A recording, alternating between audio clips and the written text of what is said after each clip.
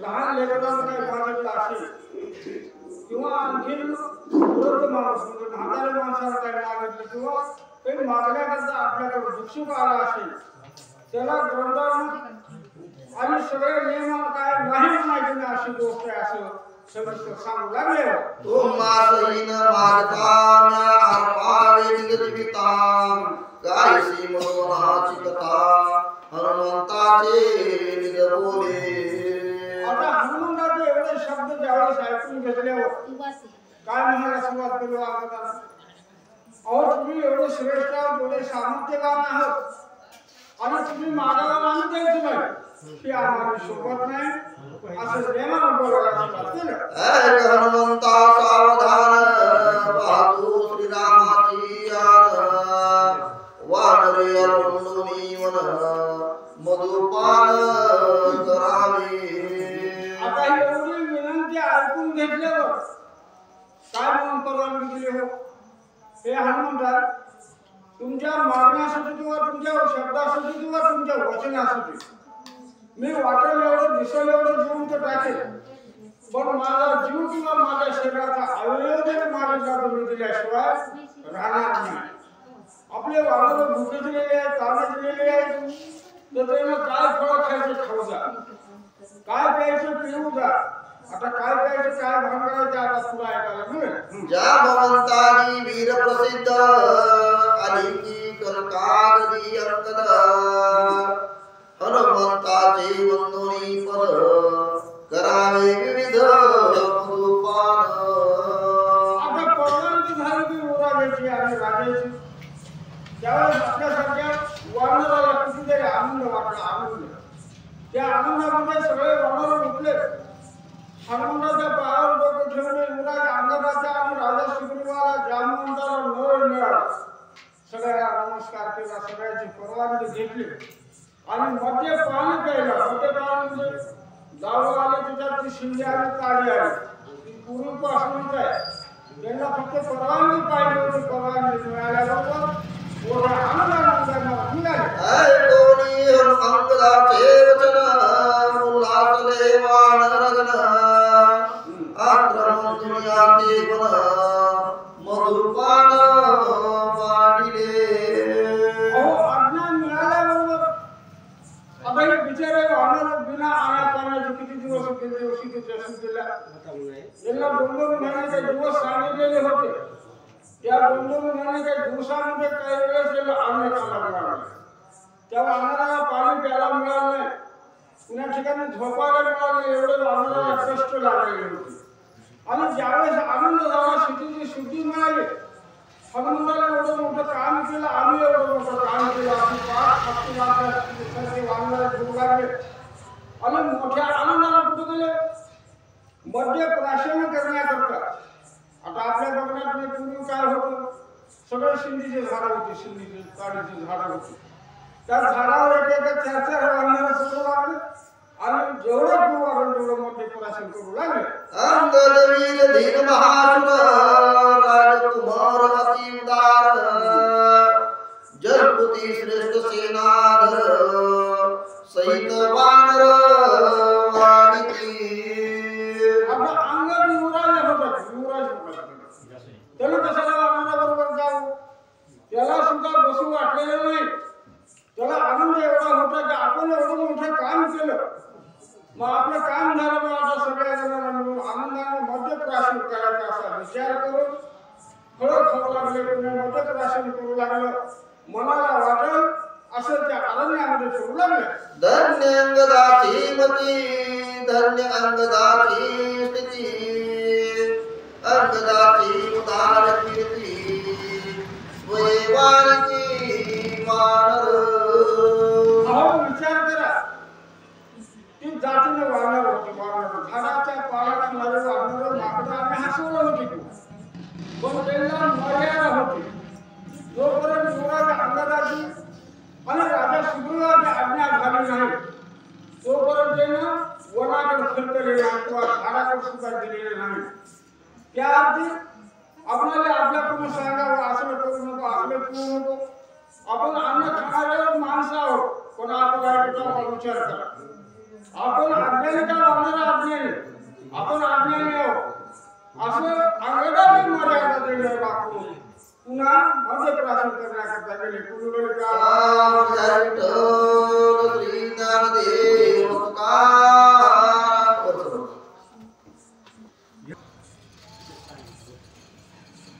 धन्य अंगदाची मती, धन्य अंगदाची स्थिती, अंगदाची उदार कीर्ती, स्वयंवानची वानर.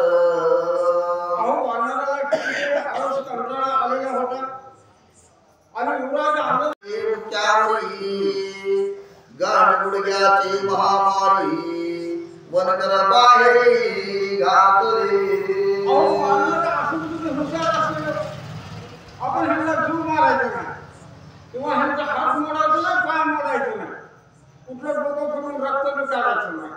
त्यांना काय करायचं, अवघड लागलं त्या लाटा मारायचं, गचीला धरायचं आणि त्या वनाच्या बाहेर टाकावं द्यायचं. पुन्हा जर मध्ये आला की अजून मार अशी त्याला धमकी ठोकायची. जानो अपमान मारासाठी, राखणे पळती बारा वाटी, पळता धाप लागली कोटी, सांगती गोष्टी दरी मुखा. आता ज्यावेळेस मार बसू लागला कुणाचा वानराचा, कुणाला राखणदार, त्यावेळेस राखणदार घाबरून गेले.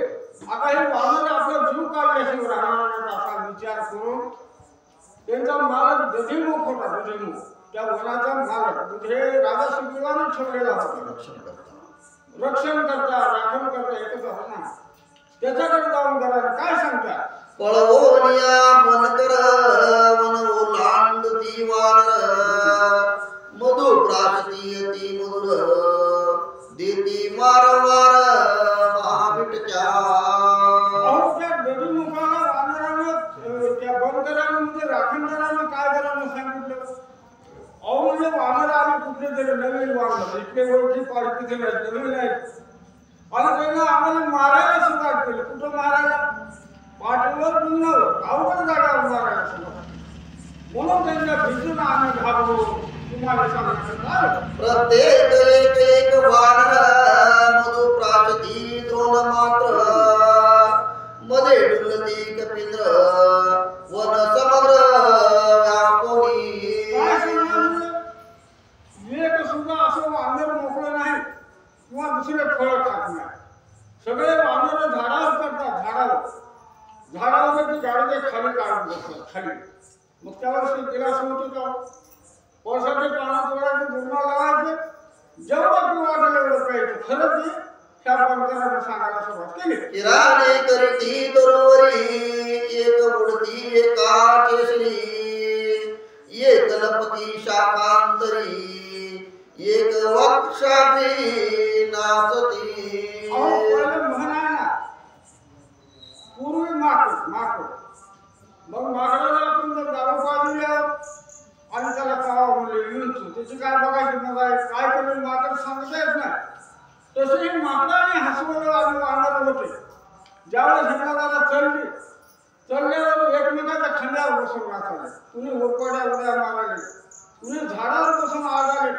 अशी अवस्था मोठ्या आनंदाने सुरुवात केली. एक नियती वृक्षमुळी, एक त्यांच्या पुच्छातळी, घालती मध्याची गुरळी, मद विहोळी उन्मत. पैसे देऊन जाणार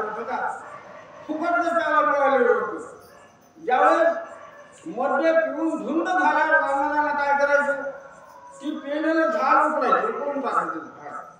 काही वानरांना प्यायचं आणि दुसऱ्याच्या अंगावर पिंगळ्या टाकायची अशी वाटेल चेष्टा करायला सुरुवात केली. वानर तृप्त मद्यपानी उर्वरित मद्य घेऊनी खेळती मद्यांची शिंपणी आक्रमणी रयेरा. आता विचार करा, ज्यावेळी माणसाला धुंद येते पिल्यावर त्यावेळेस माणूस आपण काय करायला दुसरा समोर कोण आहे तर त्याला भान राहते का राहत नाही. त्या नियमाप्रमाणे वानराची अवस्था झाली. एकतर पेले ते पेले आणि पुन्हा एकमेकाच्या अंगावर टाकायला सुरुवात. आपण रंगपंचमी खेळतो ना तशी रंगपंचमी वानराला करायला सुरुवात केली. ये रयेरा पुच्छहानिती ये रयेरा पाठी लागती एक पडती अडखळती एक लोळती उन्मादे. असा आनंद आहे सगळ्याला. सगळे बेहोश झालेले त्या नशामध्ये आपला कोण आणि समोरचा कोण ह्याचं भान राहिलेलं. त्यावेळेस कुणी कुणाच्या खांद्यावर बसून कुणी कुणाला मारते कुणी कुणाला ओढते कुणी पायात कुणा आपला आपलं करते. आपण रस्त्याने बघतो ना त्या झाल्याचं सगळं करते म्हणतो त्याला ढकलायची गरज नाही बाजूला होण्याची गरज नाही. अशी अवस्था त्यांची झाली. एक ते मधुपाना करती एक ते कोशिंबिरीशी मध्य खाती एक एकाचे मध्य हरती पात्र घेती सोडोनी. माणसं असून आपण कुणाला बसत नाही. मग तुझं वानर आणि माकडं होते त्यानं काय करायचं फळं घ्यायचं. फळं त्या फळामध्ये ते बुडवायचं. फळ त्याच्यामध्ये बुडवायचं आणि खायला सुरुवात करायची. काही करून एकमेकाला द्यायचं नगर ऐकायचं त्याच्या अंगावर टाकायचं असं सुरुवात केली. एक रडती एक पडती एक ते ठाई अडकळती एक मध्यानंदे नाचती एक ते गाती रामकथा. वानर होते पण आकलवान होते. आता आपण माणसं पण पहिल्यावर जेव्हा तुम्हाला आपल्या थोराला येत नाही. आपल्या थोराला भांडण करायचं शिव्या द्यायचं येतं त्याला. पण ते वानर असून काय करायचं पायात पडायचं पुढे जमिनीवर लोळायचं. काय करावं मुखावर देवाचं नामस्मरण करायचं. अशी वानराची अवस्था त्यावेळी बघायला मिळू लागली. एक ते रागे उसती एक त्याते बुधाविती एक मद सुखे सुखावती एक डुलती मदोत्मादे. सगळे पिऊन उन्मत्त वानर झाले खरं पण यामध्ये काय सांगितलं तर बोलण्यामध्ये तुम्हाला राग एखाद्याला आला तसं भांडण नाही केलं वानराला. त्याला उलट समजावून सांगितलं. त्याच्या मनातला राग कमी केला त्याला शांत केलं. असे काही वानर आहेत. काही वानर नुसते डोळे झाकून समाज लागले असावं पण मुखानं देवाचं नाव चालू आहे रामाचं नाव चालू आहे. अशी वानराची अवस्था झाली. एक उन्मादता वृत्ती अति दीर्घ काल येती एक ते गोड गोष्टी सांगती विद्वांसिती वन येतो. काही जणांना मोठ्याला आरडायचं तुला हाका मारायचं इकडे येईल तिकडे जा. काही जणांना काय करायचं गडबडा लोळायचं. काही जणांना झाडं उपटायचं. काही जणांना झाडावर चढून बसायचं. अशी अवस्था मनाला वाटत कशी करू लागली. वृक्ष मोडती वानरे उलंडिती मध्य पात्रे फोडती मध्य साधक यंत्रे वनचरे उन्मादे. मध्ये साधक यंत्र म्हणजे काय तिथं काय मशीन पुसून होता नाही. हे आम्हाला वाटायचं बारकं बोलायला तिथं गाडी कुंभार काय कलावं मग तू काढायचं खाली प्यायचं. पेल्यावर ते आणून बाळाला त्याला फोडून टाकायचं. एखाद्याने नगर तुझ्या डोक्याने तुझी हाणायचं गाडून फोडून टाकायचं. असे वानर नाकर चेष्टा करायला सुरुवात केली. वानरी त्रासले वन पाळला तुके पळाले ते सकळ दधी मुका पासी केवळ आले विवळ अति दुःखी. वानर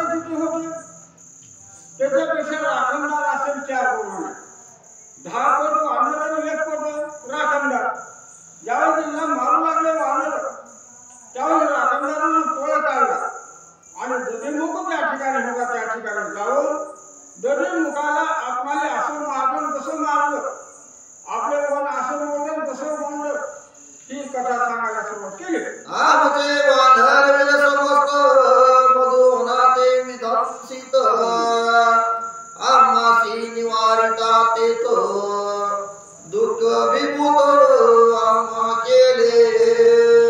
सांगणारा अखंडाचे माणसं नव्हते, ती मी वानरच होते. आणि सांगायला गेले दधिमुखा तर तो मी वानरच होता. पण त्या राखणदाराला काम त्यांचं करावं लागलं ना. त्या राखणदारा वानराला सांगितलं, काय सांगा म्हणलं, ही वानर नवीन आले म्हणले, नवीन त्यानं कशाचा विचार नाही पाचार नाही, आलं ते आम्हाला मारायला, त्याला झाडं मोडायला उकडायला सुरुवात केली. आमचा जीव घ्यायला बसले होते. आम्ही कसं तरी धावत पळत तुमच्या जवळ आलो. लाता बुक्या सुबद्ध घाये त्या घायांचे भय काय शिळाशाळ ताळ घेता पाये जेलिले जाये तळपोरी. वानर एवढे हुशार होते. त्या वानराने काय केलं, आम्हाला आमच्या हातपाय मोडला नाही, आमचा जीव काढला नाही, नुसत्या लाटा बुक्या मारल्या, लाटा बुक्या घातल्या. आम्ही त्यांना मारायसाठी मोठमोठे शिळा घेतले, दगड घेतले, झाडं उपडले. एवढं बघितलं आम्ही त्यांना आमच्या हातातले झाडं बी विस्काटून घेतले आणि दगड विस्काटून घेतले आणि आमच्या पाठीवर पोटावर लाटा बुक्या आढळून आम्हाला हातात बोलावलं. हात नेटे जाणू अपार बुधे घाली गा तुझो सुदोन जळो तुझे मधुवन गुद कंदन कोण सोसी. किती हुशार असते. वानराने मारलं कुठं अवघड जागेवर मारलं. मग तिथं काय झालं, ओरडले मोठाले सुटून गड्डे आले गड्डे. काय सांगा म्हणजे दधिमुखा, तुझी पगार बी नको, तुझी नोकरी बी नको आणि तुझं तुझी सांभाळ नको, तू बघून घे. एकतर अवघड जागी दाखवायला ना बोलायला अशी वानराची अवस्था ह्या वानराने त्या वानराची केली. गुण गुडघ्यांचा आघात पुचेर घाली डोंगात दुधी मुगाची दुःख सांगत सुजली दावित निजपुदे. काय ते घडलं, खोटं नाही बरं का, काय ते घडलेलं आहे ते सविस्तर सांगायला सुरुवात केली. तू आमचा गानात दुःख सांगितले समस्त यावेळी जो यथा कार्यार्थ कर्तव्यार्थ विचारी. मार सगळ्याला लागले होता, तर दाखवायला येईल ना. सगळं सविस्तर सांगितलं आणि दधिमुखा ह्याच्या पूर्ण काय छंदायचं आणि काय करायचं ती वर आणि तुम्ही बघून घ्या म्हणून सगळे मार खालेले बाबूला बसले. कोणी वानराचे रचन दधिमुख क्रोधायमान वानर सैन्य श्वासून आले परत मधुवना. आता एवढं ऐकल्याचं कुणाला नसेल का? दधिमुखाने विचार केला की कुठल्या देशाचे वानर आले, कुणाचं परवानगी घेऊन आले, मला तर विचारलं नाही, कुणा पुसलं नाही, एक सुद्धा वानर भेटलं नाही. आणि आपल्या ह्या वनाचे असे नाश दिवशी करू लागले. जे मार खाऊन करत तुझं आलेले होते ना त्यांना सांगितलं, चला म्हणजे महागया तुम्ही महागया म्हणून मोठ्या रागानं दधिमुख निघाला. अंगद हो का राजसुत हनुमंत हो का ती अक्त राजाज्ञा दे उल्लंघित तेही समस्त दंडिन. आता दधिमुख काय म्हणतो, पुन्हा आज्ञा दिली, कुणाच्या परवानगीने हे काम केलं. मग तिथे कोण आहे तो? युवराज अंगद आहे, बुद्धिमान हनुमंत आहे, जामवंत आहे, पुन्हा राजा सुग्रीव आहे. मग त्याने काय भावना झाली, कशी झाली हे अगोदर आपण सविस्तर समजावून घ्यावं. वारी सुग्रीवाचा पिता वृक्ष राजा भेटता मी यावनाचा रक्षिता कपी समस्त कळलेसे. आता ह्या वानराला काही अक्कल बिक्कल आहे का नाही आणि आज्ञा देणाऱ्याला सुद्धा काही अक्कल बिक्कल आहे का नाही असं कोण म्हणतो? दधिमुख म्हणतो. दधिमुख मी म्हणजे आजचा नाही, वालीचा आणि सुग्रीवाचा बाप कोण आहे ती बाप ज्यावेळेस होता त्या दिवसापासून त्याच्या अगोदरपासून या वनाचा मालक आहे वनाचा मालक वृक्षराज पण तेव्हापासून माझ्या आज्ञा घेतल्याशिवाय कुणी देखील ह्या वनामध्ये आलेलं नाही त्याही मदन पुसता राजा त्याही न घेता केली मधुवनासी उद्धता त्या समजता दंडीनं गडमुखाचा विचार केल्यावर बरोबर आहे गडमुखाला काय माहिती हो युवराज अंगदाने हनुमानाला परवानगी दिलेली त्याच्या मनामध्ये काय आलं मी म्हणजे केव्हापासून वृक्षराजापासून ही सगळं माझ्याकडे जिम्मेदारी असताना मला एकानं विचारलं नाही पुसलं नाही मग हे कुणाची आज्ञा घेऊन एवढं का नाही केलं म्हणून मनाच्या ठिकाणी विचार केला ऐसे सांगोनी मन करासी क्रोध आला तरी मुकासी दंडिले माझ्या सेवकासी मी त्यासी दंडिना एवढे जे आलेले होते घरानं सांगण्याकरता मार करून आणलं त्यांच्या पुढे बोलला हे हनुमंताच्या आणि युवराज अंगदाच्या समोर ह्या गडमुखाची काय ताकद सांगितलं आता तुम्हाला ज्या वानराला मारले ना त्या वानराला पण लढाई करायची आणि त्याला मारल्याशिवाय सोडायचं नाही असं मोठ्याने गर्जना करून सांगू कोणी तुझी मुखाचे बोल वानर विरवल पाळ येऊनी शिला चाळ ताळ सन्नद सकळ चालिले सेनापती असे ते लोक म्हणजे आज्ञा मान्यच करावं लागत नाही एवढं मार खाऊ आले होते पण जरा मुलाला विचारले जावं लागलं काही जणांना मोठमोठ्या शिळा घेतल्या काही जणांना झाडं घेतले आणि मोठ्याला गर्जना करत कुणाबरोबर लढाई करायची जी दुसरी पण आलेले वानर देणं आपल्याला मारले त्यांना मारले सोडायचं नाही गाडी मुलगा रोंग्यासी तोरणाने वरकराचे मानसी गेरुया लेदरी मुकासी वानरासी त्राटिले परत आलेले वानर ह्यांना सगळ्याला कसला प्रसाद कसली दक्षिणा ही अनुभव होता अनुभव पण त्या बिचाऱ्याचा नाईलाज असल्यामुळं त्यांना गडमुखाच्या महाग यावं लागलं आणि काही जणांना काय विचार केला आपण त्यांनी लय मारलेला आपण त्याला लय मारायचं असं उसणं आवश्यक मनामधून नाही उसणं वरून आवश्यक घेऊन त्या ठिकाणी आले जळास्त थोडस्त वनस्त वानर सुदिवासी भयभीत अंगदापासी आले धावत दुरुणी दावित दुधिमुखा एवढं सगळे वानर घेऊन मग हे मोठं प्राशन केलं नव्हतं वानराला पण ह्यांची उत्तर झटक्या अरे ह्याच्याबरोबर लढाई करायची आपली ताकद नाही लगेच पळ काढला आणि सगळे वानर जेवीस सगळी म्हणजे कुठून जेवढे वानर होते तेवढे आले आणि राजा सुग्रीवाला आणि अंगदाला काय सांगतात मध्ये नदी मुख विर हाती प्रचंड शाळ करोर भोगता वानरांचा भार अति दुर्धर लोटला हे सांगावे जोपर्यंत गडमुखाच्या हातामध्ये शाळ राहणार ती वगैरे झाड आहे झाड अजून बाजूला हजारो सैन्य आहे वानराचं ही सैन्य म्हणून गडमुख आलेला ही सगळं गडानं अंगदाला आणि राजा सुग्रीवाला हे वानर बरोबर लागले जामवंतासी समानगळ दुधी मोरवळी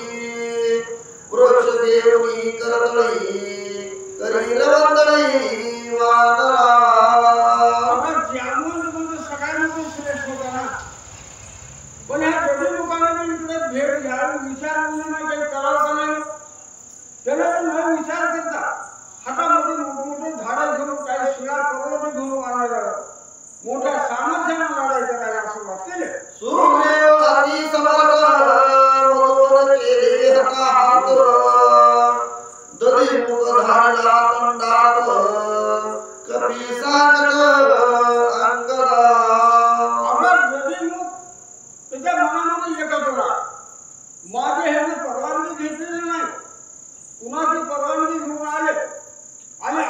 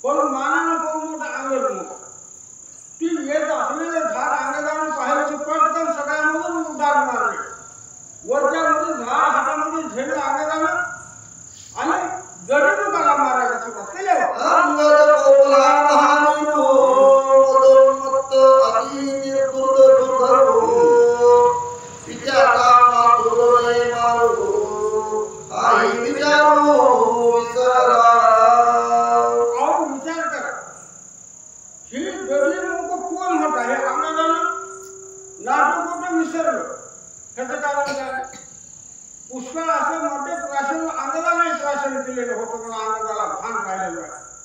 गदिमुख व्हायच्या वडिलाचा मावळा होता, मावळा.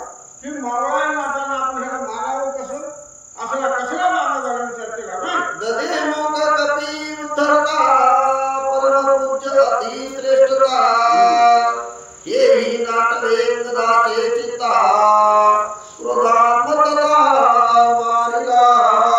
विचार केल्यावर अंगाचा काही चूक आहे तो. अंगाला काही मनाने केलं का? अंगाच्या पोटात होती म्हणून अंगाला विचार आचार राहिला नाही. म्हणून अंगाला आपल्यापेक्षा श्रेष्ठ आहे, आपल्यापेक्षा मानाने मोठा आहे, ह्याचा विचारच केला नाही पाहिजे त्याला मारायला सुरुवात केली. गदिमुखे हरता दरवरी अंगदेव लावा करी गदिमुख हावणी सगळ करी धरणीवरी पाडला. आपल्या अंगाचं सामर्थ्य किती आहे विचार करा. त्या गदिमुखाने जे झाड मोठं उकरून हिरवाळलेलं आणि अंगाला टाकलेलं, त्या अंगाला उजवा हात तिकडे ठेवला.